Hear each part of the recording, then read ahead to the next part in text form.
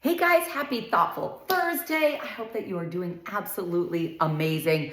Um, Here's my thought for today, and that is that you will never progress if you don't assess, right? A lot of times, I hate to say it, but what's the definition of crazy? Doing the same thing over and over and expecting different results, right? But we don't realize that a lot of times we do that. We're like, why isn't this working? And we never really take the time to sit down and figure out what isn't working that is making it not work. Like, and when you can finally really clearly see, oh, that is the issue, then you have some options. You can journal on it, you can figure it out, you can change the timing, you can remove it, you can replace it. Like, there's a million things you can do. But if you don't know what the issue is, or you're not willing to look at it really clearly, you're never going to make that adjustment, right? And so that's why I love Sundays, you guys. Every Sunday, I do an assessment of kind of my last week. And I do that in multiple levels, right? In Growth Day, they do something called Life Scores, which is amazing. That's the app I use. I just want to tell you why I love it. On Sundays, I do that, and it assesses different things in my life, and my happiness level in those different things.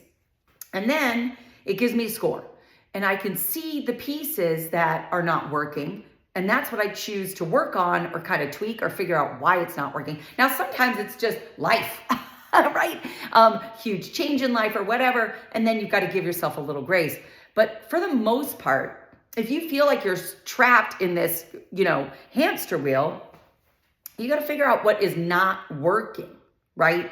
So is it the nutrition that's not on point? When is it not on point? Is it midnight snacking? Is it the drinking? Like, what is it that's not working? When does your nutrition go off track? Is it when you talk to your mom and she stresses you out, or your daughter and she stresses you out, or, what is it? Is it not being prepared for meals? So you've got to figure that out. Right? Mindset. Are you really connected, right? Are you really feeling and being present in your life? If not, then why? And how can you fix that, right? Can you get a morning routine, right? For the fitness, if you're not getting to it, is it because you're waiting too late in the day? You're not getting up early enough?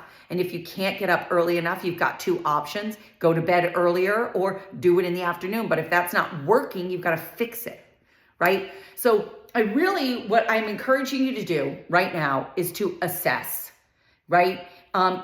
Assess so that you can have success, right? And assess what's not working, not in a negative, judgy way, but just really in a factual, objective way.